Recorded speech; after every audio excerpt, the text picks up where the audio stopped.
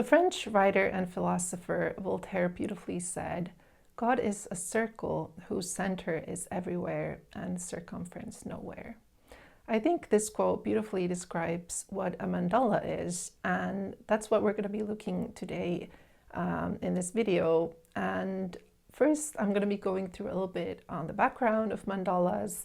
I'll be talking about the Jungian background and perspective into what is the significance of creating them. And then I'll be guiding you through 3 exercises which are meant to be done as a sequence. And I've created this process so that it kind of naturally and organically opens you up to the essence, to embody that essence of what mandala making is. So the first exercise is going to be about opening a creative flow.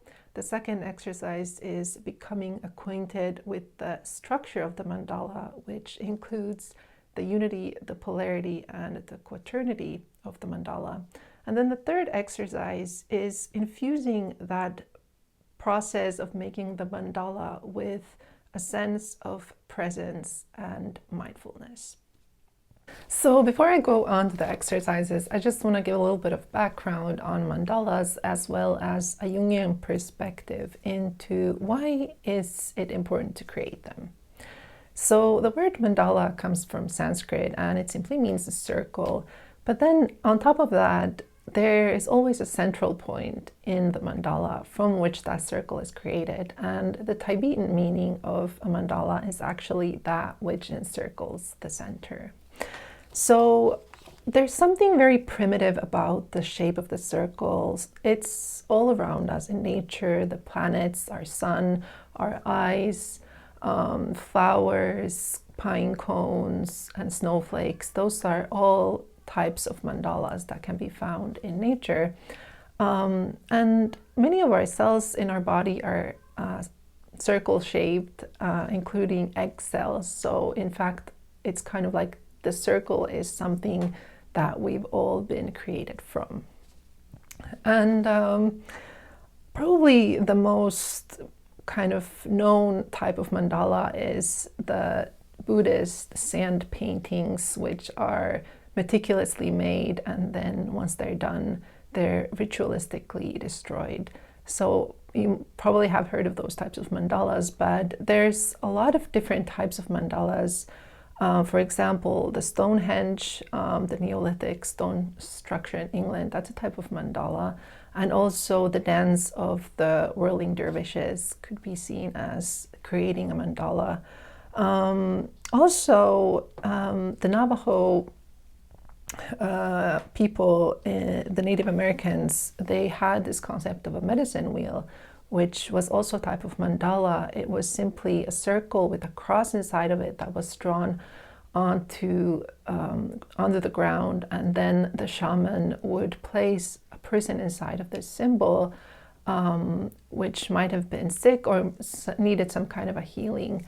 And it was believed that this symbol of the circle with the cross inside of it had healing properties. And also, it was thought that this symbol was a portal between us humans and the Great Spirit. So in that way, mandalas can also be seen as a gateway between our earthly realm and something greater than us. So mandalas were important for Jung as well. He had a habit of drawing a mandala every morning for quite a while. I think it was over many years. And you can see a lot of his mandalas in his red book as well. And for Jung, he believed that this mandala shape often appears very spontaneously to people, either in dreams or in their arts, during times when they're going through some kind of internal conflict, through a crisis, or some kind of a stressful or challenging life situation. And he believed that the process of creating a mandala has a therapeutic effect because they kind of reconcile conflicting parts of the psyche. So when we draw or paint inside of a circle, we're kind of following that shape or that guideline of the symbol of unity, which the circle depicts. So it facilitates healing, it creates balance and harmony. And Jung said the following about mandalas.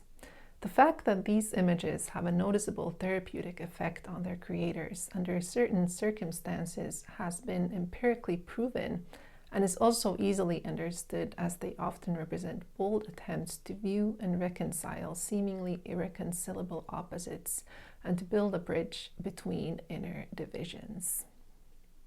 The numbers associated with mandalas are 1, 2, and 4, and these represent the unity, the polarity, and the quaternity of the mandala. So unity in mandalas is symbolized by the circle, which represents the self in Jungian terms, that is the wholeness of a person and the center of the psyche, including both conscious and unconscious parts of the psyche. And the circle is not the only symbol of the self. There's also other ones, for example, the child or the star or the square as well. Those are all symbols of the self. And a circle always has a central point, and then if you draw a line across the center, it always connects 2 points within the circle that are furthest apart from each other. And this depicts the polarity or the duality of the mandala. And according to Jung, a mandala reflects the duality of the psyche, often showcasing both light and darkness. And then by drawing a second line and forming a cross within the circle, we create kind of a fourfoldness, or what would be called as squaring the circle. So the same thing that we saw in the Navajo medicine wheel.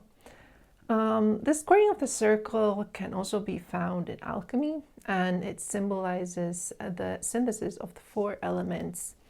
And the squaring of the circle was kind of a method in alchemy to achieve the philosopher's stone, involving the transformation of the circle through a sequence, first creating a square from a man and a woman, and then forming a triangle from the square, and then finally returning to the circle again.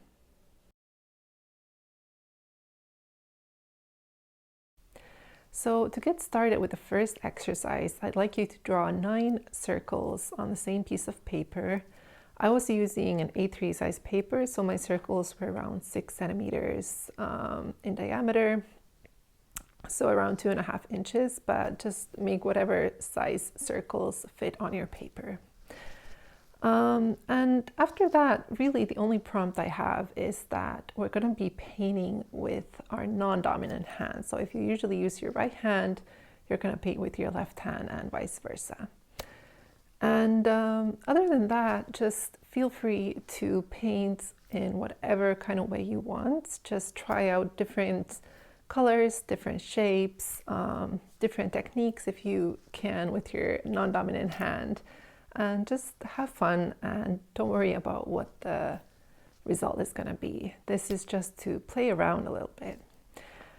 And I would suggest that you do all of these 9 circles in one sitting. So try not to stop to think too much, try not to take a break. It's just to kind of keep that creative energy moving.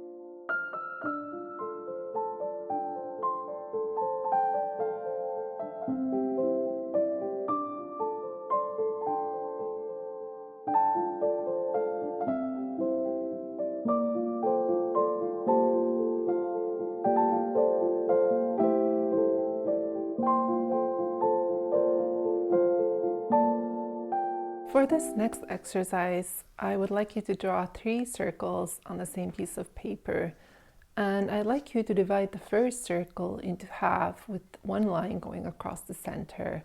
The second circle divide in 4 parts with 2 lines, and the third circle divide into 8 parts with 4 lines. And after you've done this, I'd like you to pick 4 colors. You can use them either straight from the pans or the tubes that you're using. Or if you want to mix your own shades, you can do that onto your palette or onto separate little cups. But make sure if you mix your own shades that you have enough so that you can paint all the 3 circles with them. And after this, we're going to be painting with each color 3 minutes onto each circle. So you can put your timer on for 3 minutes and start with the first color of your choice and paint until the timer goes off.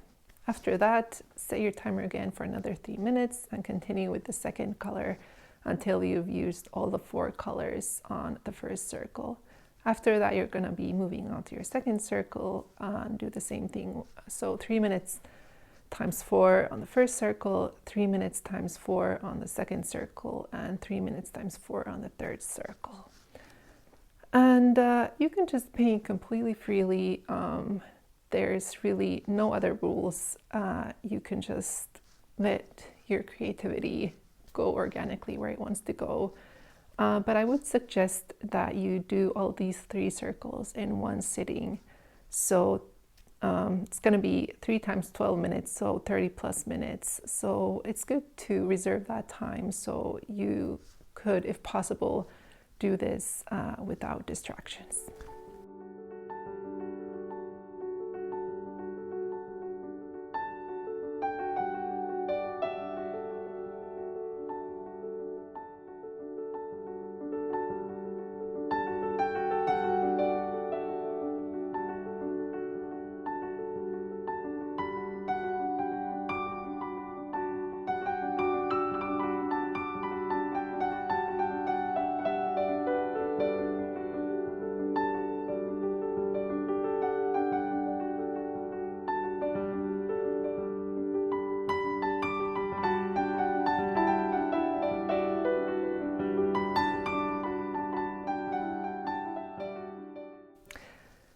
For the third exercise, we're going to be doing a short 5-minute mindfulness exercise. And then we're going to be painting a mandala based on what we felt or experienced during that exercise. But before we start, I'd like you to have all your materials ready, so afterwards you can just jump straight into the painting. So have your paints, brushes, water, paper, all ready to go, and make a circle onto your paper, just whatever size you want to be working with today. And after that, I'd like you to put on the timer of your phone 5 minutes, but don't press start yet. So just have it ready next to you. Then take a comfortable position sitting so that you have your back straight and the bottom of your feet touching the ground or the floor. And just start off with a few deep breaths and imagine that the breath is spreading all over your body onto every single cell, all the way down to your toes, all the way through your arms into your fingertips. And once you breathe out, again, it comes through every single cell of your body. Just do this a few times, and when you feel ready, you can put the timer on. And the exercise that we're going to be doing is you should have your hands on your lap so that one hand is open and one hand is closed. And during this 5 minutes, we're going to be doing a very, very slow movement, which goes like this. So you open the hand that was closed and you close the hand that was open, and then after that you move your hands into the position that we started off with. So this is the movement that we're going to be doing just once, like this, over the 5 minutes. So you have to go very, very, very slowly. And try if you can do it just once, but if the timer still hasn't gone off once you've finished, you can just start off a new cycle. But try and see if you can just do it once, opening and closing in 5 minutes. After that, you can start painting the mandala. and just paint whatever you felt during the 5 minutes. Maybe some colors or shapes arose to you. It can be whatever you felt. So there's really no right or wrong way to do this. Just follow your intuition. You don't have to think about it too much.